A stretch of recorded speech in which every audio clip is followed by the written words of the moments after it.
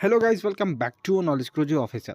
तो यार बेसिकली यहाँ पर मैं केमिस्ट्री जो आपके पेपर थे जिसमें से मैक्सिमम लोगों का कहना था कि जो पैटर्न था वो बहुत ही अलग था।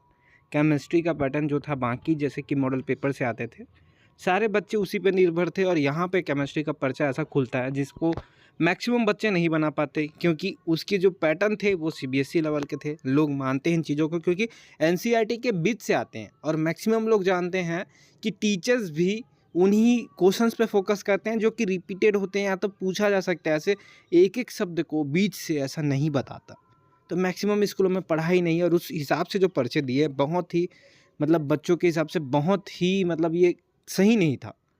तो यहीं पे एक नई आर्टिकल जो है आई है, और मैं बता दूं यार कि हम यार आप लोगों को इसी तौर पे हमने यार 2-3-4 सालों में भी बहुत सारे ऐसे काम किए जो कि बच्चों के नहीं हो रहे थे।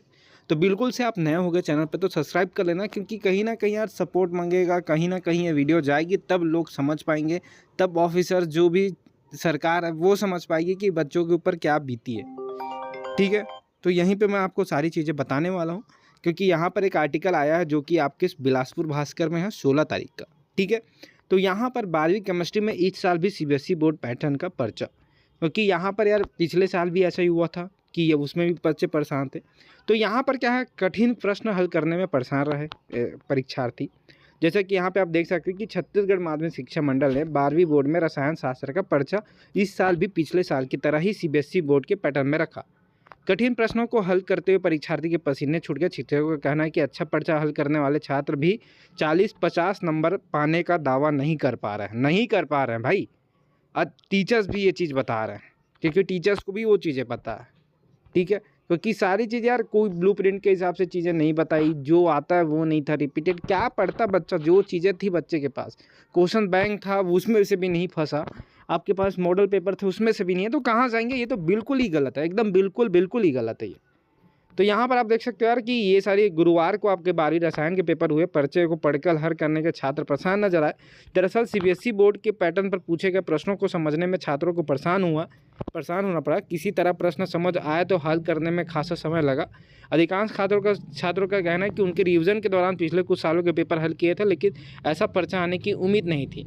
तो यहाँ पे उनकी तैयारियाँ उम्मीद से ज़्यादा कठिन था, तो निश्चित रूप से परिणाम इस पर असर पड़ेगा। बोनस अंक देने की मांग की जाइए।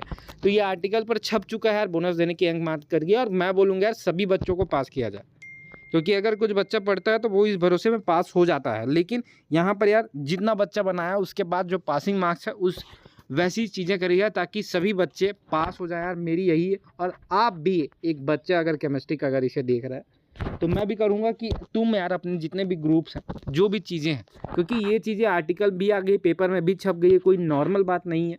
ठीक है, ये चीज़ें पहुंचनी चाहिए यार, क्योंकि यहाँ पर ऑब्जेक्टिव प्रश्न भी कठिन रहे। यहाँ पे बताया जा रहा है कि छात्रों का कहना है कि बोनस अंक देने की मांग करते हुए बोर्ड को पत्र लिखने पर विचार किया जा रहा है। ठीक है, तो यहाँ पे शिक्षकों का भी है कि कहना है, तो मैं ये चीज़ बोलूँगा कि तुम कमेंट में अपनी सारी चीज़ें लिखो। कहीं ये वीडियो कहीं जाती है तो क्या देखेंगे लोग? कमेंट्स देखेंगे कि बच्चे क्या कर रहे हैं, बच्चे क्या चाह रहे हैं।